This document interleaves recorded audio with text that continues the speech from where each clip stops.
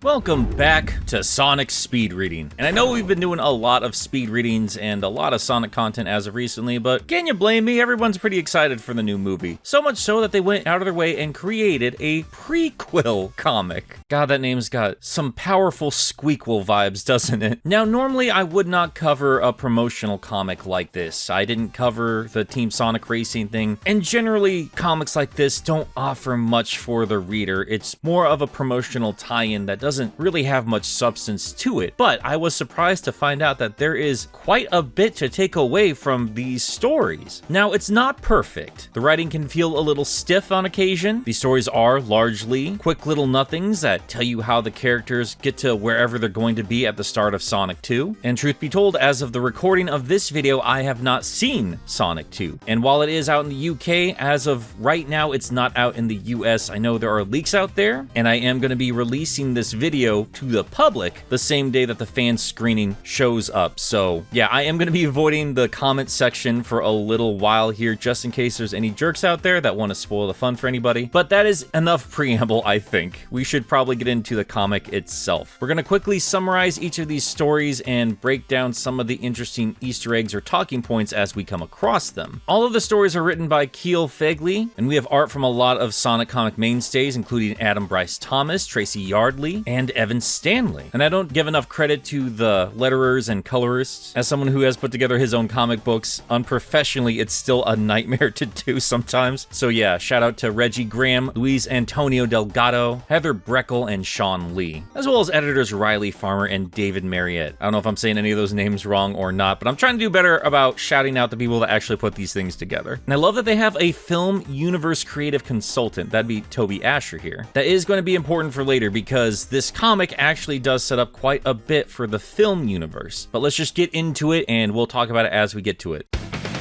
The first story focuses around Sonic, and we see him stuck in a safe. And it's very much in line with what we know for movie version of Sonic. Quite the blabbermouth, narrating to himself. And they really are playing up the theme of him being a superhero. We've seen that in the trailers, and obviously that's carrying forward into how he carries himself in this movie. I'm assuming anyway, because this comic is all about that. But before we figure out how he got into that safe, we cut back 12 hours earlier in Green Hills, Montana, with Maddie leaving Sonic behind to fend for himself in the house. She's off to work, but it seems that Tom and his buddy Wade, that other cop from the first movie, are off on a fishing trip. And all Sonic has to do is just keep himself entertained during a work shift. And that lasts an entire 7 minutes as crushing loneliness gets the better of him. Remember, this is movie Sonic, and this is something that has been established for his character, seen as he spent most of his life by himself without a family. And even though he has one, that trauma still persists. So he just zips around town doing as he pleases, something he's done his entire life without anybody noticing because he's been moving so fast, including building snowmen. And this is a direct reference to Calvin and Hobbes. Calvin famously putting together horrific snowman scenes just like this one. I'm pretty sure this is an exact replica of it. I'm gonna check that out. If it's on the screen, you'll see what I'm talking about. And if you are not familiar with Calvin and Hobbes, go read Calvin and Hobbes. And I love that he has some kind of relationship with Crazy Carl, bringing him donuts. But meanwhile, in Walla Walla, Washington, yes, that is a real town. I've heard of it before, but I actually had to go and look it up just to be sure that is a real name, and it is. I'm quite a drive away from it, but I am now going to have to visit Walla Walla, Washington, just for the sake of the name. It's a shame that Wawas only exist on the East Coast, because I would love to visit a Wawa in Walla Walla, Washington. What were we talking about? All right, the comic.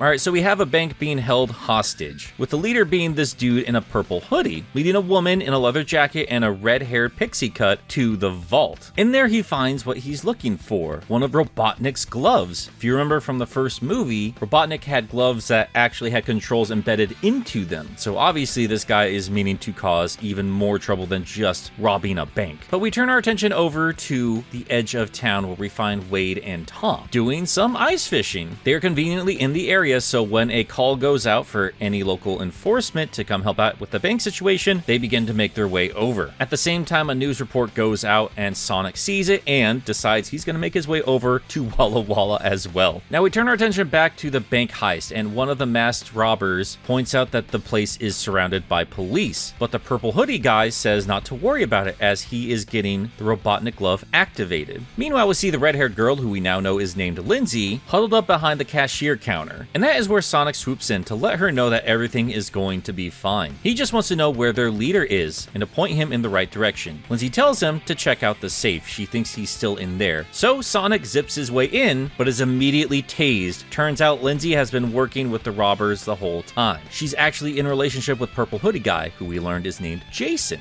Just then she gets a call from who she calls their captain, and she lets them know of their situation. The cops are barking down their door, and now someone has sent some kind of a giant blue chipmunk after them. More like a giant blue chipmunk. The blue creature is actually of some interest to this mysterious captain, and they would be willing to pay extra to ensure its delivery to them. Lindsay agrees at the cost of an extra $500,000 in crypto.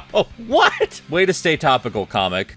Jesus. Let's speed things up here. We do have a lot of other stories to get to, but yeah, at this point, this is where Sonic was trapped in the safe. We do have Tom and Wade outside, not really doing much of anything currently, and Jason manages to activate those little egg-shaped badniks from the first movie. And they manage to grab the entire safe, with Sonic still inside. This comic's gone straight up Fast and Furious on us. And Sonic responds by running along the walls of the safe itself, causing it to spin all over the place, causing all kinds of havoc outside. The safe comes crashing down to the ground, but with Sonic still trapped inside, he has to try something else. So he revs up into a spin attack and busts down the vault door. It looks like this is the first time he's managed to test his power at this level, which is kind of awesome. If we're going to compare it to Game Sonic at all, yeah, he can bust into robots with his own natural power. So it is kind of cool to see Movie Sonic once again showing off what he can do. But there are still little egg robots flying around the place, so Tom grabs his fishing pole and pulls a Big the Cat, hooks onto one of them and swings it into the other. Meanwhile, Sonic takes out the robbers, but Lindsay, who now has the glove, activates yet another badnik. Unfortunately, it doesn't seem to want to listen to her, as it instead grabs the glove with Lindsay still attached and begins to fly off. Lindsay does fall, but she is caught by Sonic, who now calls himself Blue Justice, so I guess we got the origin of that particular stupid joke. We turn our attention shortly to the badnik, as it brings the glove over to a mysterious person who, I mean, come on, that's Agent Stone. Obviously, it's Agent Stone. But yeah, Tom got to help out. Sonic obviously helped save the day, but they are both unaware of each other being in the same location. Or at least Tom is not aware. I imagine Sonic knew he was and just didn't want to get in trouble, but still went and stole his donuts. And that is where that story ends, and that's usually what you get with prequel stories like this. It's a cute little thing, but that's not the most interesting story to me, because we actually have others that focus on different characters. As the next story focuses on Agent Stone, and it immediately answers my question about how he managed to control that badnik. It's either an app on his phone or a tablet exclusively made for the badniks or something along those lines. And while we have a secondary narration going on here, at first it seems like it might be Agent Stone, but it's not. Turns out these were all the plans of Dr. Robotnik in case he ever went missing. He left it to Agent Stone to pick up the pieces and enact a plan of action. And as it turns out, that silly joke of Agent Stone working at a coffee shop, there was secondary motivations for that entire situation there. And I'm not gonna go beat by beat for this story. It's ultimately not that interesting. Long and short of it, Agent Stone went behind the scenes getting hired at this coffee shop working for this jerk named Karen, and one by one managed to get rid of anybody who would potentially get in his way, including this blonde teenage coworker, this angry assistant manager, and eventually Karen herself, leaving only one employee who knows better than to cross Stone. And within a week's time, he is now in charge of the coffee shop. Now, again, I've not seen the movie as of this recording. I thought it was cute that Agent Stone just worked at a coffee shop, like he just didn't have anywhere else to go, so that's where he ended up. And I think I would have preferred that as opposed to it being this elaborate scheme to help Robotnik out in some way. And that could be the case. The movie could still present it as that initial idea of it being a joke that Agent Stone had nowhere else to go, but this comic does give him a little more credibility, which is fine either way. This was entertaining. But I wanted to zip through that as quick as possible because now we get to focus on Knuckles, and to me, this is the most interesting story in this entire comic book. Again, I've not seen the movie, so this is the most I've managed to see of this version of the character. And in turn, this does help define a little bit more of how the movie universe works. It turns out Knuckles is investigating the most desolate corners of the galaxy in search of Sonic. While he remains vague, he says that Sonic is his one chance to restore what was lost. He says, quote, "They say my people used to track in packs, but alone or not, I know I can find him." And that is interesting to me because we did see the tribe of echidnas at the beginning of the first movie. But the way this is presented to us here, it sounds like Knuckles hasn't even met his people, which does fall in line with what we know about the original Knuckles, but obviously he's not wandering around on Angel Island. And again, as someone who has not yet seen the movie, I'm going to assume that this hunt for Sonic is all leading towards something closer to the game canon with Angel Island and the Master Emerald. This might be a Knuckles that has not started off on the island or has lost the island at some point and is trying to regain it or bring the Master Emerald back to it. Something like that. I would assume it's as simple as that. A Sonic Adventure style plot where he has to bring the Emerald back to where it's meant to rest, and then we would see the island rise from the sea. I know the movie is out there, but I'm just guessing. Do not ruin it for people in the comments if you've already seen it. I'm just throwing my guesses out there because I'm going to see the movie soon and I'm interested to see what they do with this. Anyway, we see him trying to navigate around a volcanic valley. Not going so great for him as he falls into a crevice, saying that maybe no one can survive here. Not hunters and not the scavenger scum that give my kind a bad name. So again, I'm going to assume this is some kind of retcon saying that he has no association with the people that went and hunted down Longclaw. Hopefully again, we will find out in the movie. But just then, he's greeted by a couple of weird looking dudes with some barcode eyes, speaking alien text that we do not understand and holding a weird weapon. And yeah, just looking at the overall designs of these guys, they don't look like anything in relation to Sonic design that I'm used to. So yeah, a lot of early Western comic Sonic vibes, and those comparisons are not going to stop here. Anyway, yeah, they contain Knuckles and walk him through the warp ring. And as we turn the page, we see something very surprising. A cameo I was not expecting to see. That's right, Larry the Lobster finally shows up. Oh my god, we've been waiting forever. Nah, but for real, we do have the Chaotix showing up at a casino table, and it's obvious that Vector's not doing great. Now, the first time I read through this, I missed that Charmy was there. I only saw Vector and Espio, but if you look over that corner there, you see two tiny antennae. It is a shame that we don't have Mighty along, but hey, we got the detective agency. That's pretty cool. Now, this is just a fun cameo, but all the same, if we never get them in the movies, we do at least know they exist in this universe, and that is pretty cool. And what's also cool is that this is Casino Night. This is a very cool way to conceptualize that particular zone, and they do call it a zone. That is going to be important later. Turns out that this particular casino also has something of a fighting pit, as we see a chained Knuckles going up against, again, Larry the Lobster. Now, they say he's a challenger, but they did not release him from the chains. It looks like he was just set up to be fed to this guy. But all the same, Knuckles manages to make short work of this dude, powering up with that iconic red energy, breaking loose of the energy shackles that he was connected to, and taking the beast down with one blow. So while he went in there as a prisoner, he walks out a free man, a paid man. And yes, while the rings are used as a means of transportation in this world, as was confirmed in the first movie, it also seems to be used as a means of currency, which does make sense. That we can make the jokes, money doesn't exist in Sonic.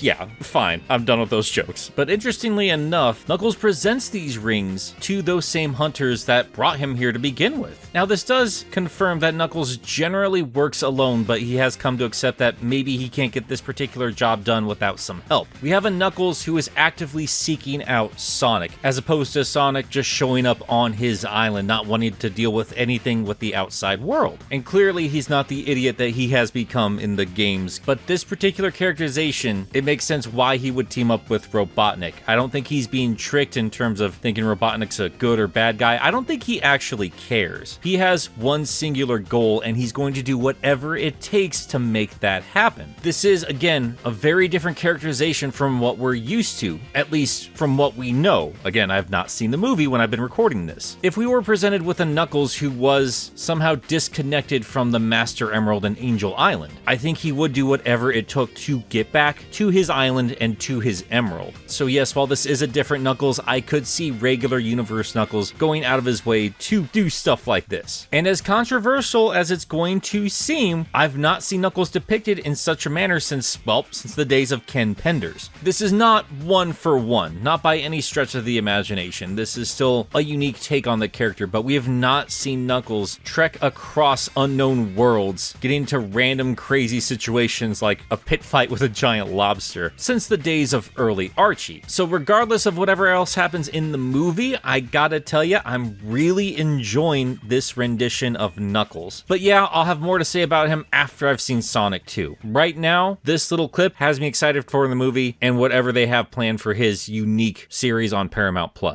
But we gotta carry on, we still have to cover Tails, who also gets his own story. And that kicks off in a very familiar location, Green Hill Zone, or as it's known from Sonic's universe, Sonic's old home. If you recall from the end of that movie, Tails showed up on Earth looking for Sonic, and the story clearly takes place a little bit before that moment, with Tails coming across the home where Longclaw had raised the hedgehog, and this does confirm that Longclaw did indeed die. I know there were some theories that she was still around or this or that and the other, and obviously they could change that again down the road, but I do feel like they were just kind of quelching that particular idea, or maybe they're throwing us off, I don't know. But Tails is here to get some kind of signature match with Sonic so he can better track him down. So both of these characters, Knuckles and Tails, are tracking down Sonic, and both of them are tackling that problem with their own unique set of skills, and I greatly appreciate that because we have Tails here showing off how smart he is and how handy he is with his tech. While it's still next to impossible to track down a single creature in this vast galaxy, he has now at least managed to track it down to just a few planets. And this is where the fun of Tails' story comes into play, because from here we get a lot of appearances of classic Sonic levels. From Green Hill, he heads over to Marble Zone, and this is a callback to Sonic movie lore specifically. Before Tyson Hess got involved, they were originally going to have a lizard warrior tribe instead of the echidnas, at least from what I remember reading, and they went by the name of Rava. But as we all know, that particular story got cut, so this is a lovely nod to that original idea. I'm glad that didn't happen, but hey, this was a lovely place to show off an Easter egg such as this one. And obviously, Rava is not Sonic, so Tails does not have the right location, so he carries on to the next warp ring, which takes him to Spring Yard. And this is really interesting to me. From the coloration and just from the little things we see here, obviously it is Spring Yard, but it's not a one-for-one recreation. In the games, Spring Yard is just the proto Casino Night. I've said it in other videos, if Casino Night is Las Vegas, then Spring Yard would be Lake Tahoe. Maybe Reno if I'm feeling generous. But here, if you take notice, the landscape is rusted over, and in the background, those aren't mountains, those are piles. They have those twisted iron bars shooting out on occasion. It's not a huge detail, but that does make me wonder what happened here. That's super interesting. That's a fun take on the idea. And on top of that, it does confirm, weird as it is to be excited about, bumpers and springs in the Sonic movie universe, which is a lot of fun for me. I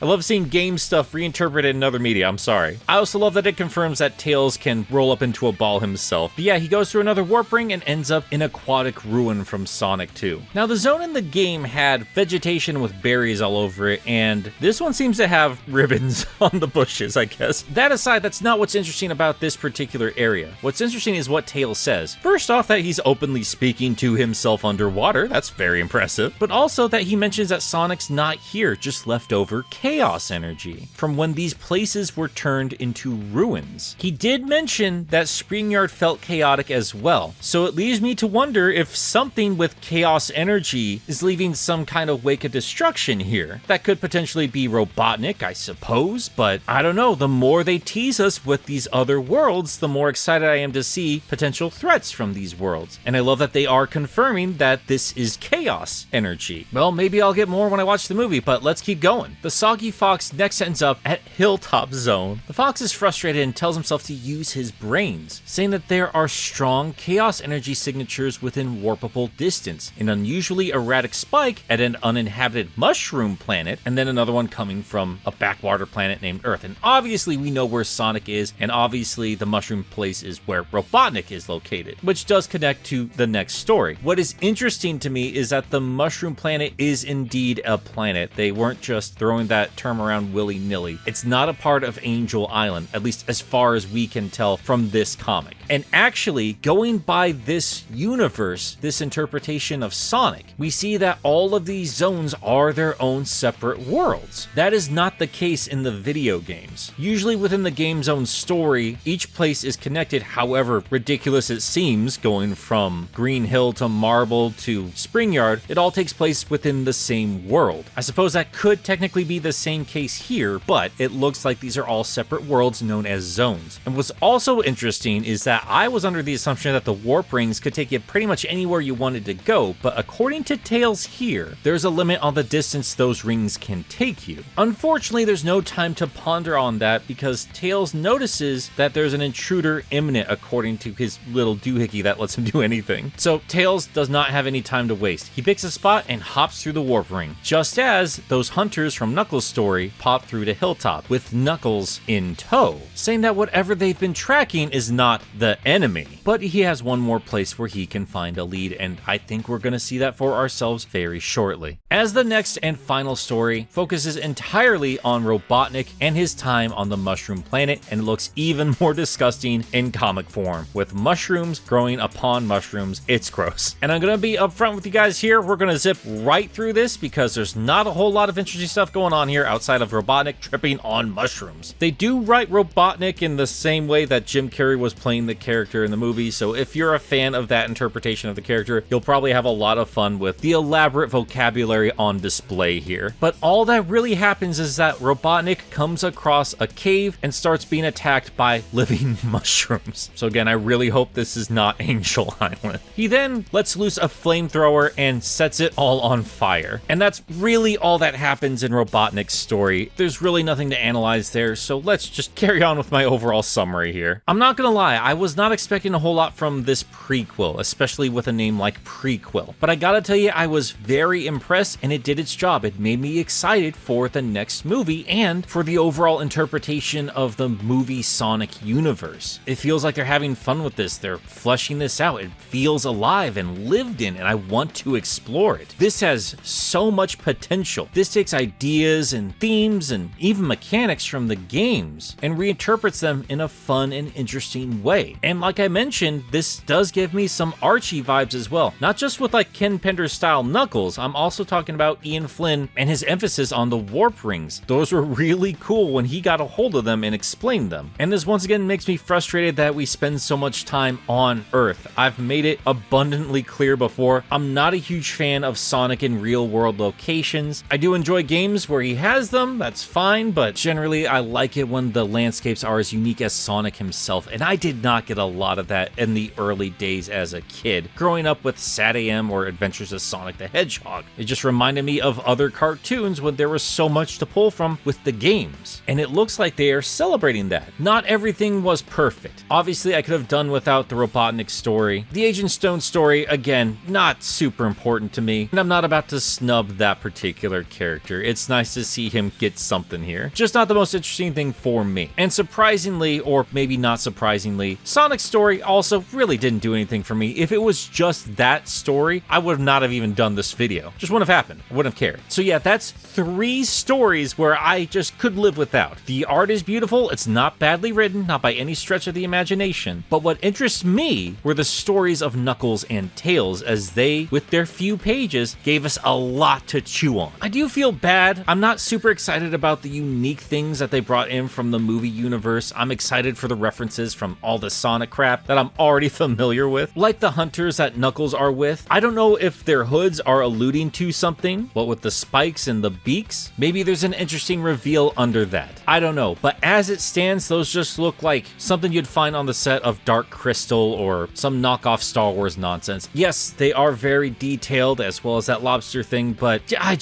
need to be honest with myself here. I'm in this because I want to see interpretations of things I love from the Sonic franchise. Larry the Lobster won't do that for me. Barcode visors won't do it for me. But warp rings, all the zones, the motivations of this interpretation of Tails and Knuckles, hell yeah, I love that. And I want to see these guys interact with this interpretation of Sonic. So yeah, while it might not be the most perfect comic I've ever read, this was really good for a movie promotional tie-in. There are superhero movie tie-ins that can't pull this off, which is ridiculous. They are comic book heroes. This shouldn't be an issue. But once again, Sonic shows his worth in comic form, as he's done for decades. And however the movie turns out, they got me excited for more. So yeah, comes highly recommended. Go check this out for yourself. There were a ton of references on display. I'm sure I missed some, and I know you guys love to point out the ones I skip over. So you go nuts. And hey, if you've made it all the way through this video without just immediately jumping to the comments to yell first or talk about the movie after I specifically asked you not to give spoilers away, then I'm going to assume you're actually listening to me, and I deeply thank you for making it this far. But again, if you have not seen the movie, do not go in the comments section. Like I said, I'm releasing this video to the public right before I see the movie for myself, so I'm not even going to look at the comments. If I made a mistake, I made a mistake, and I'm just going to have to live with it. I will have a movie review out very soon, I promise you, and I will be talking about it in greater detail on Sunset City, so be sure you stick around for all that. After all the movie stuff though, I'm going to be taking a bit of a break from Sonic. I'm sorry, I need to. I've been doing this for months, and while I deeply appreciate everybody here for the Sonic content, and I clearly love Sonic myself, it's important that I do not burn out on this because I know we're going to have a lot more Sonic stuff to talk about this year, and I want to get back to the games proper. And hey, if you still want to show me support, even if it's not Sonic related, I'd love you to death for it. I greatly appreciate it. And if you want to pitch in any more than that, well, I do have a Patreon, and I do release stuff early for them. I'm going to be giving them some exclusive videos and podcasts and stuff like that throughout this year. They get Discord access, all kinds of fun stuff. And to the people already supporting me on Patreon, thank you so much for just letting me survive, seriously. And an extra special shout out to the Turtleoid tier, who include Kyle Winter, Cirrus the Skeptic, Joseph Duncan Sonic 2 Blue, John, Josh Strider, Nacy and Knuckles, Faizan Razul, Xanderoni the Painter, Trey Nobles, Hatsworth, Nick S, Tristan Trapp, Meekers, Dun Dun, Miles the Prower, Jeremy Singer, Mr. Boo J, Jacob Zabo. Dude, I'm glad you finally got on there. That's awesome, man. Let me know if I'm saying your name incorrectly. Rain, Sam Webster, Dwight Graham, Fish Flop, Lucas Lipker, The Bad Pal, Cloverhood, good to have you back, buddy, Mr. SP, Cecil the Gallade, The Dark Neon, Missing No, Stefan Plakanica, 3 Monic, Graham J. Hall, LENEY_X,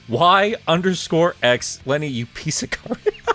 Wayne is Boss, Letteric, 64 Bits, David 20, Cover Your Hands, Ryan Rolfs, The Lumberjack, Otis Small, Mute, Trash Baphomet, Autumn from Twitter.com, That Pyromane, Mui Saxy, Jin Sayotame, Cunningwise, Enerjack 5, Duchess Nicole, Grayson Coniger, Sherrod the Hedgehog, H.R. Hoffman, Spades the Nocturne, and Ven 101. That list has gotten longer every single time I've had to read it this past week, and I cannot tell you what an honor it is to lose my breath reading those names. It is not easy to earn money, and you guys still go out of your way to support me and believe in me, and I can't tell you what that means to me. I literally can't. You understand the importance of currency in our dirty capitalist world, so hopefully you understand what it means to me that I can pay my bills and I can go see Sonic 2 without stressing too hard about buying that ticket. So thank you guys, seriously. I said it last time, and let me say it one more time. If you have been supporting me for a while at $5 or more per month, and you do not hear your name at the end of these videos, be sure that you're actually tagged on the Turtleoid Warrior tier. Patreon does not automatically set you to that, and I did set up those tiers long after I had Patreon, so it's likely that some of you still have not had that activated yet. So please be sure you do. Thank you all again. I've been rambling for a very long time, but just after this crazy marathon, I'm so unbelievably thankful for everybody. All right, that's enough mushy stuff. Time to wrap this up, and I will see you all for the movie review. Toot toot, Sonic Warriors.